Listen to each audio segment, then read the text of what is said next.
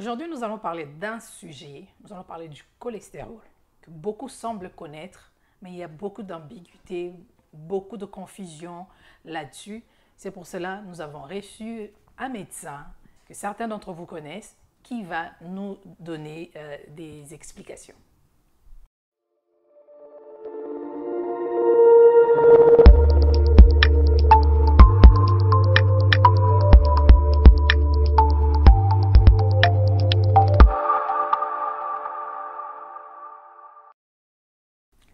Bienvenue, c'est Ma Vie, Ma Santé. Bienvenue à vous tous qui nous suivez en ce moment de partout. Bonsoir, bonjour à vous tous. Alors, comme je vous l'ai dit, aujourd'hui, je reçois pour vous un médecin et nous sommes à Québec City, dans la province de Québec, au Canada. Et nous allons parler bien sûr du cholestérol, comme je vous l'ai dit. Et Dr Aimé Kazadi est avec moi, avec qui nous allons avoir cet entretien. Bonjour Dr Aimé. Bonjour Dali. Comment vous allez? Oui, ça va bien. Je suis content de vous avoir chez nous. Chez vous à Québec, voilà. Et content de vous revoir aussi, parce Oui. que la dernière fois qu'on s'est vu, c'était quand? Il Il y a 2 ans. Il y a 2 ans. Il y a 2 ans, 2017, oui. oui. Voilà. Nous allons parler du cholestérol et nous ne savons pas c'est quoi exactement ce cholestérol.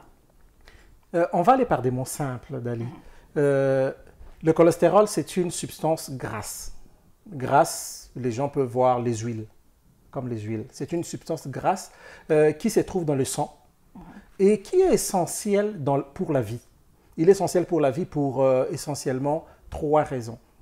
La première raison, c'est qu'il entre dans la fabrication de certaines hormones.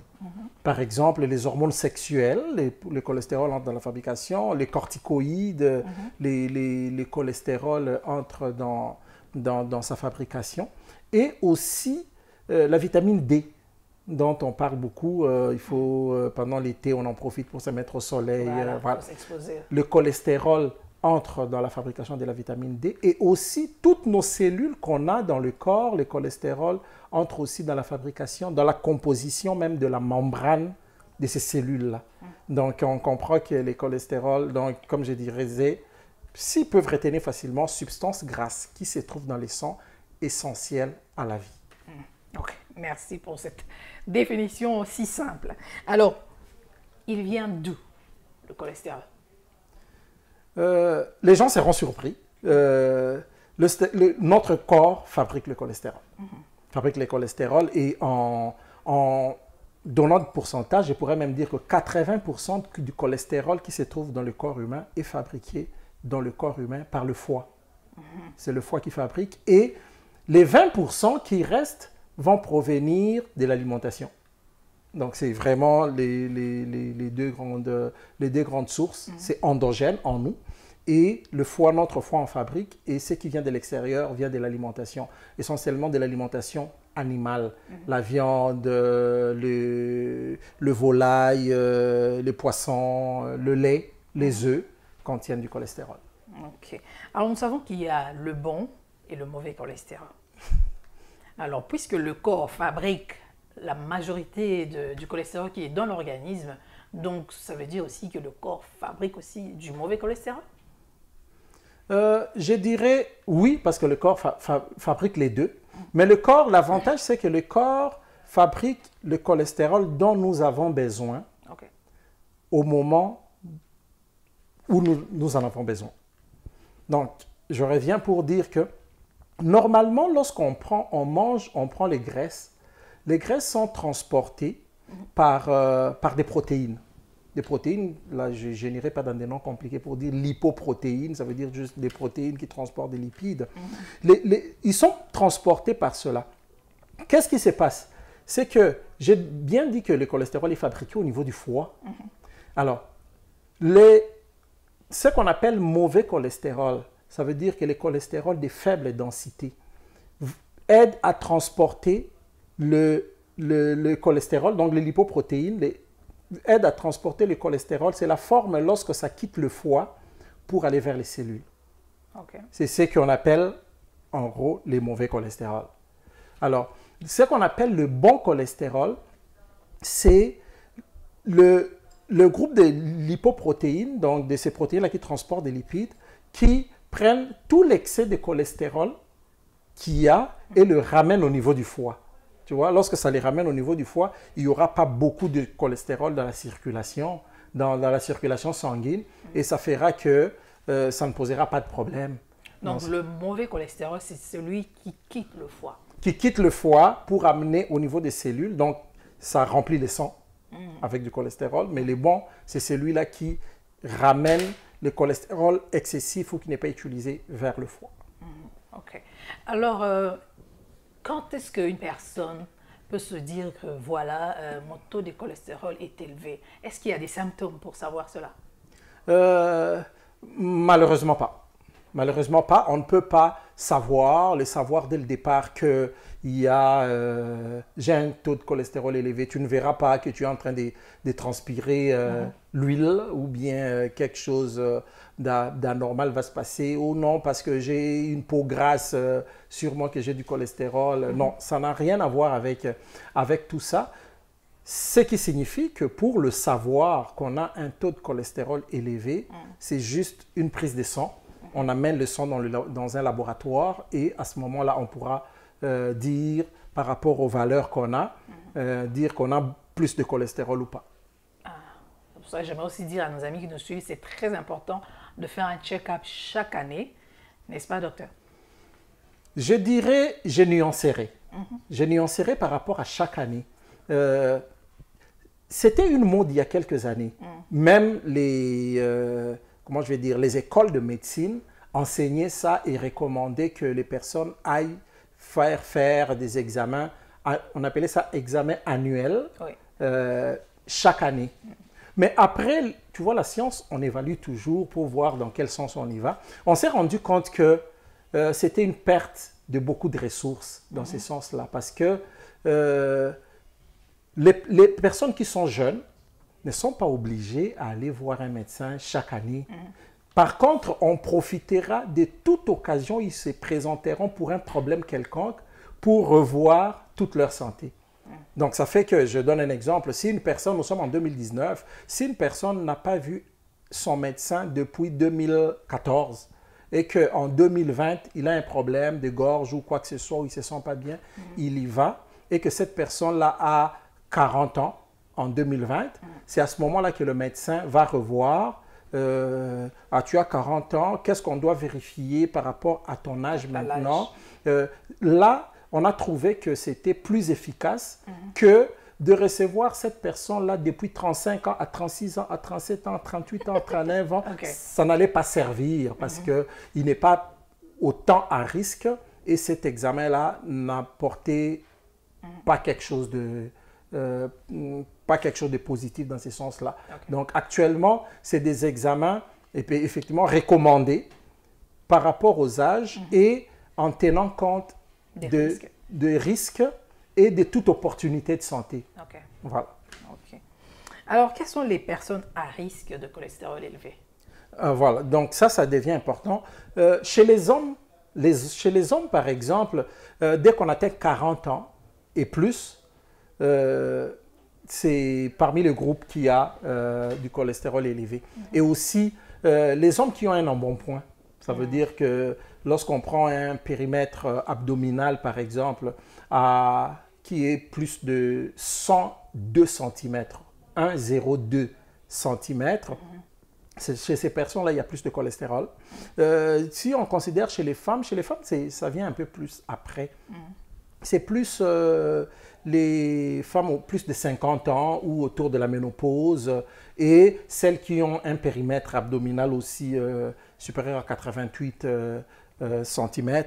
Mais on peut avoir d'autres pathologies ou maladies où on sait que dans ce groupe-là, le cholestérol est plus élevé. Par exemple, chez les diabétiques, chez les personnes qui font de l'hyperpression, de l'hypertension, chez les personnes qui font des maladies du cœur, on trouve des taux de cholestérol élevés. Chez les fumeurs aussi, ceux qui utilisent les tabacs, on trouve des taux élevés. Et chez certaines personnes, c'est vraiment des antécédents familiaux.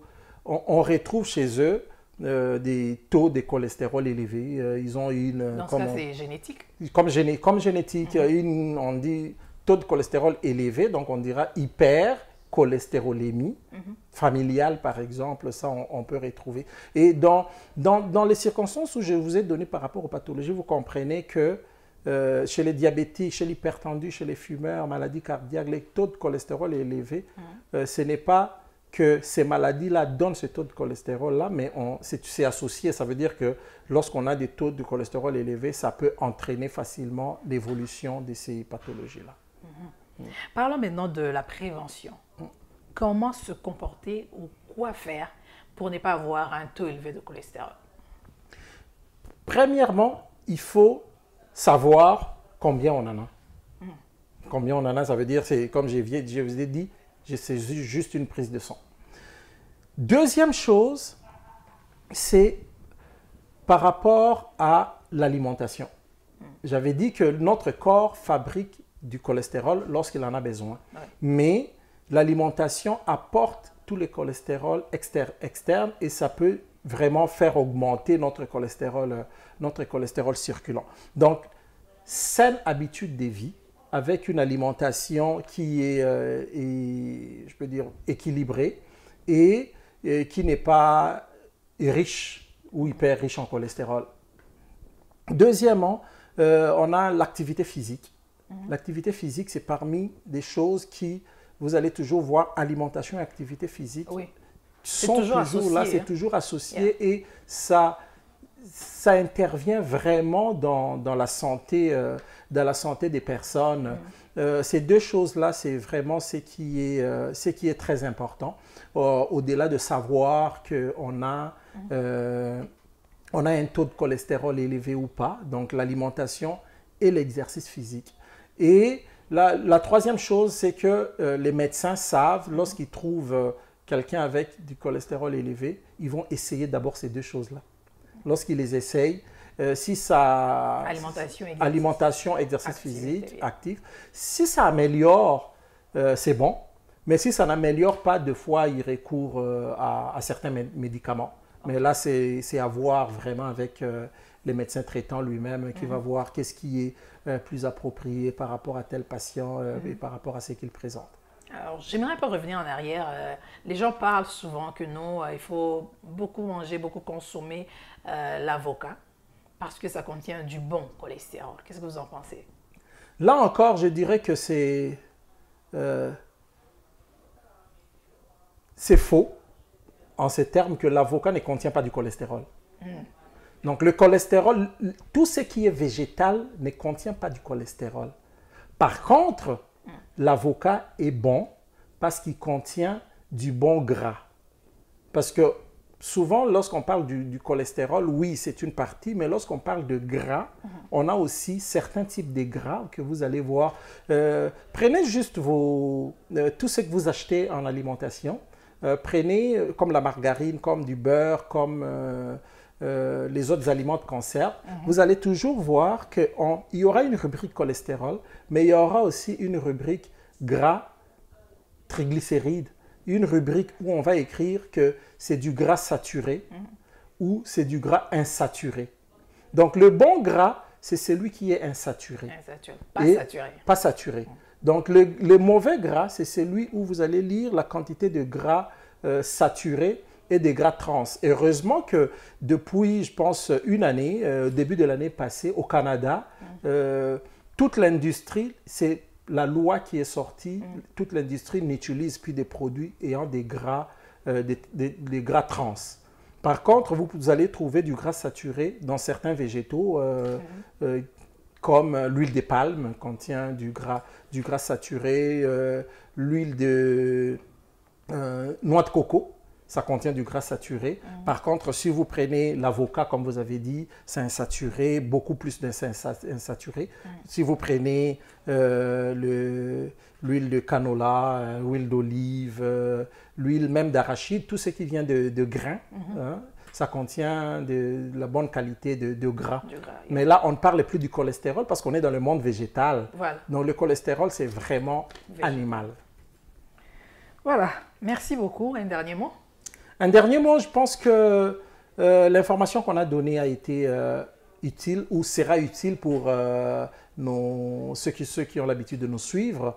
Et surtout, je reviens sur ce que tu as dit en dernier. Cholestérol, c'est animal. Végétal ne contient pas de cholestérol. Mais dans les végétaux, les gras sont aussi classés en bons ou mieux et assez qu'il faut plus éviter et consommer moins.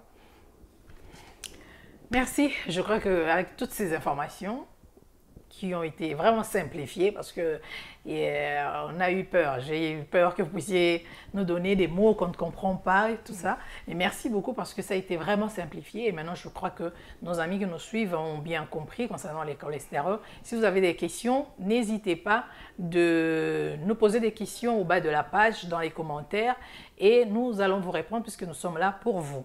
Alors, pour nous contacter, vous pouvez toujours nous contacter. Nous sommes sur Instagram, nous sommes sur Facebook, nous sommes là et vous pouvez nous envoyer vos questions, vos préoccupations, vos commentaires et même ici sur YouTube. Alors, pour vous qui n'êtes pas encore abonnés, abonnez-vous afin de recevoir de nouvelles vidéos que nous allons faire dans les prochains jours. Et n'oubliez surtout pas de cliquer la cloche qui est à côté pour recevoir des notifications. Merci, Dr Aimé. C'est moi qui vous remercie. Merci beaucoup. Au revoir. Merci à vous pour votre temps. Je vous retrouve très bientôt. Au revoir.